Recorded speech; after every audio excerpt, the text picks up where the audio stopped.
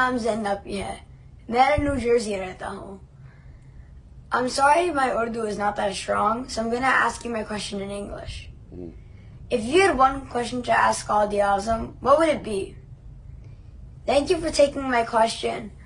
I keep you in my prayers and may Allah bless you. May you emerge victorious. Assalamu alaikum. شکریہ زین. اس نے کہا ایک question اگر میں پوچھوں. اچھا قائد اعظم، دیکھیں قائد اعظم کو ہم کیا سوال پوچھیں. قائد اعظم جنہوں نے اللہ نے ان کو سب کچھ دیا تھا، سارے برٹش انڈیا میں سب سے کامیاب، سب سے یا نمبر 1 بیرسٹر تھے. یعنی سب سے زیادہ فیس دی جاتی تھی قائد اعظم کو، کیونکہ ان کی اتنا ہائی، ان کی ماشاءاللہ بریلینٹ تھے اور ان کو ان کی سکسیس ریٹ اتنا زیادہ تھا.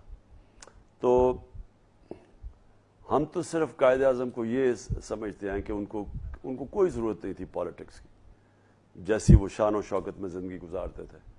تو انہوں نے جو پاکستان قربانی دی اپنے ملک کے لیے، کہ اپنا سارا آسان زندگی چھوڑ کے انہوں نے اتنی سٹرگل کی، اور پھر آخری دنوں میں ان کو کینسر تھی، لنگ کینسر.